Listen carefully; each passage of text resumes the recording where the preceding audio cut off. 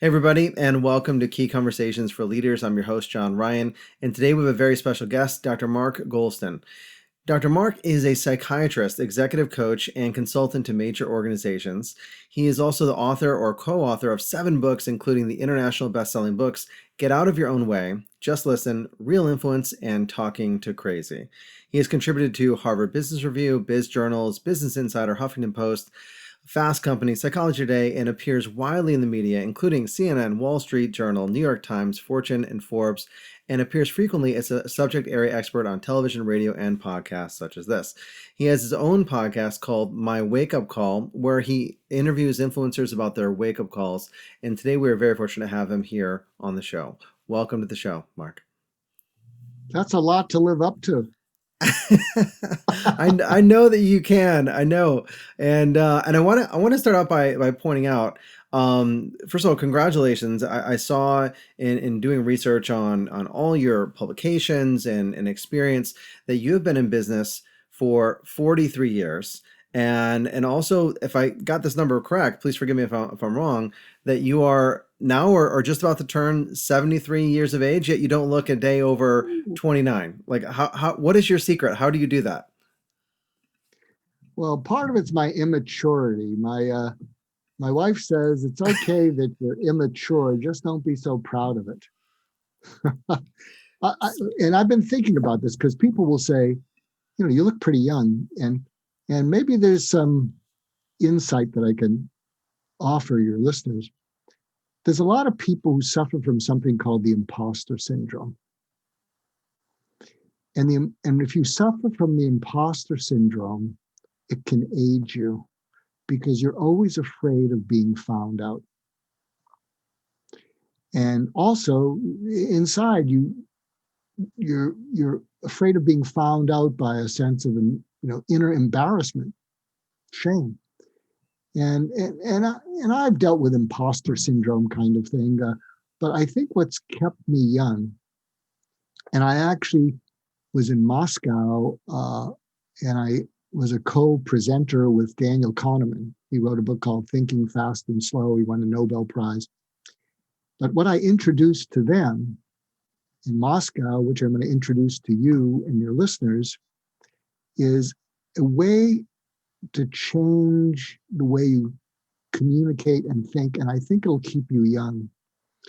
And what I introduced to the audience, and there's a video clip. You can go to YouTube, and there's a shameful amount of video clips on me. But what I introduced to them, and if you're listening in, write this down. You want to focus on what people are listening for, and then deliver it. And what I said to the audience in Moscow, there's about 1,000 managers, entrepreneurs, CEOs. And I said, if I focus on what you're listening to me, and I deliver a bunch of bullets, and I'm engaging and entertaining, you'll give me your mind for an hour. And you write down the bullets. You might try some will work, most of them won't. And then you'll abandon them. But if I do a good job and I'm engaging, you'll give me your mind for an hour. And then I put on my NPR voice and I said, but if I focus on what you're listening for and you haven't told me it and I get it right and I deliver it, you'll give me everything. So let me see if I get what you're listening for. Actually, I'm going to demonstrate it right now here with you.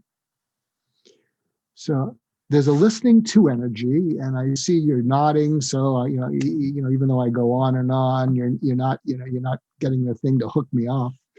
But let me see if this is what you're listening for, and if I get it right, which I hope I will, tell me what happens inside your head. Okay. I think what you're listening for is you want to give immediate value to your listeners that not only couldn't they get anywhere else, but that they can immediately use to make them more successful. And you're looking for information that is doable by them immediately. Yeah, it's nice to have someone on who's bright and brilliant and yada, yada, yada. But if you're, and you might respect, oh, this person's pretty smart, but if your listeners can't do anything with it, you know, you talk to the person because they have a best-selling book, but I think what you're listening for is you want to do right by your listeners. You want to give them something, maybe they take notes, they say, I'm going to use that today. And you're also listening for someone you have to protect your listeners from.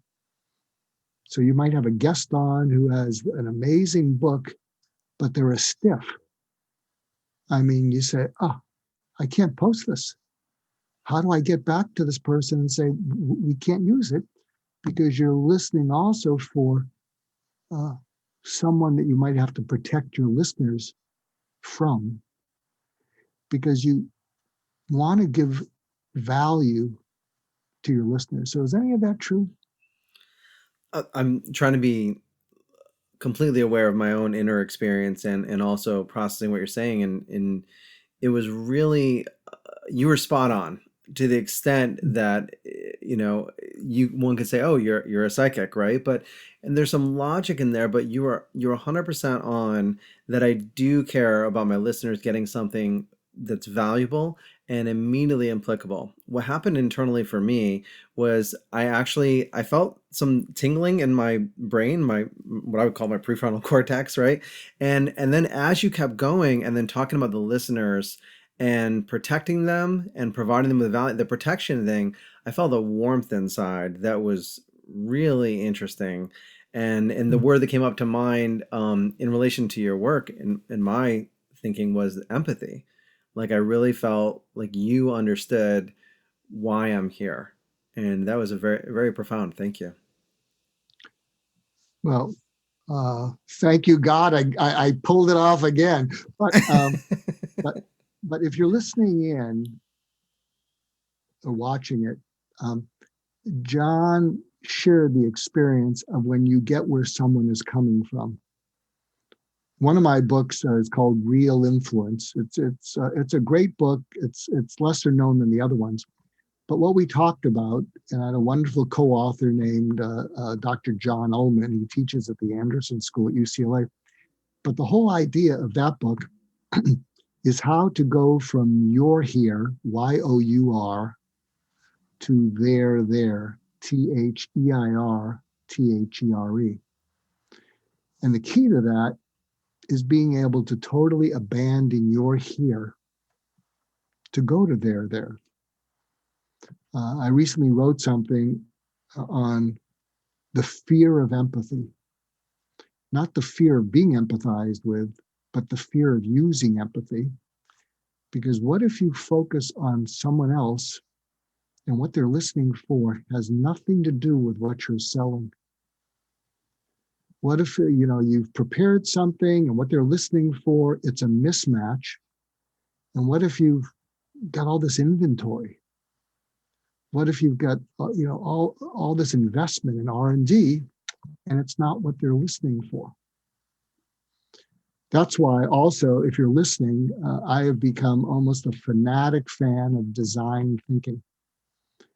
And if you're listening or watching this, do yourself a favor, just look up design thinking. It was made famous by the design company IDEO and Stanford Design School.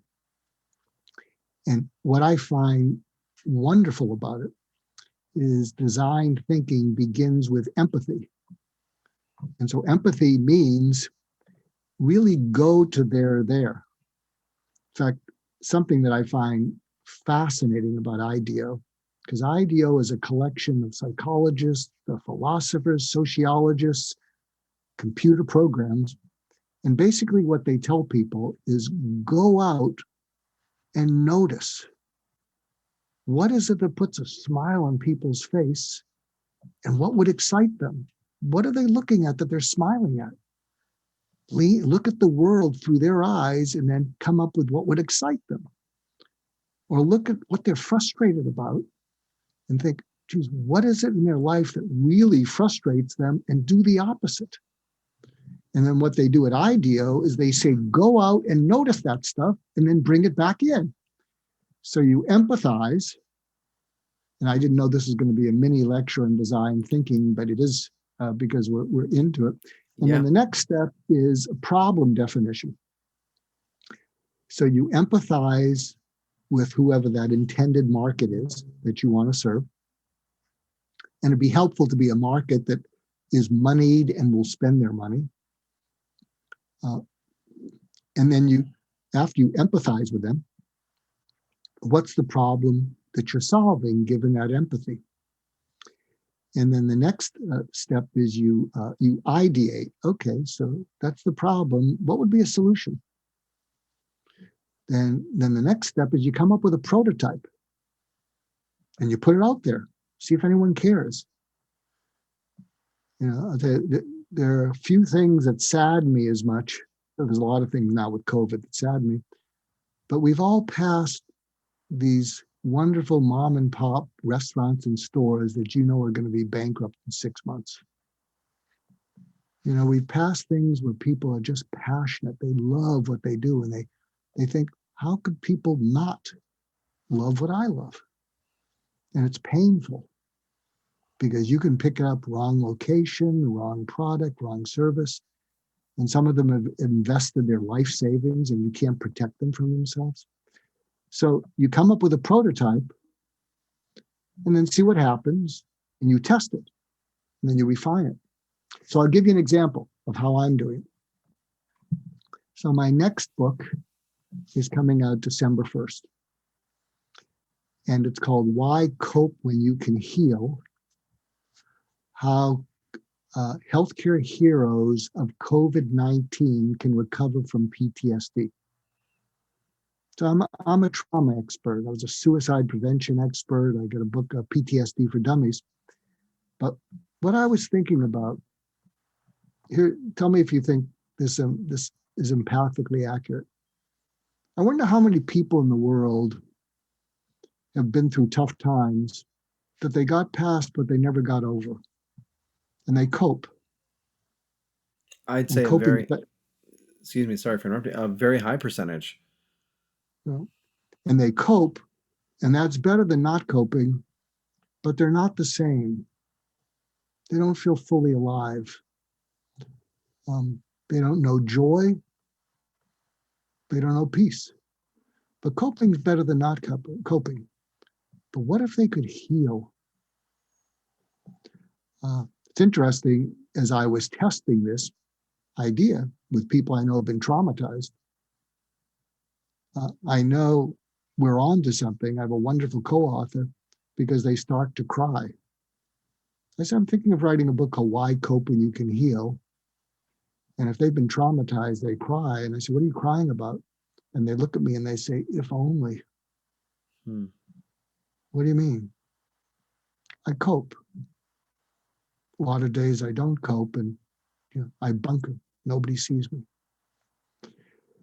So we're very excited, and HarperCollins is about to do a huge push, which is exhausting me.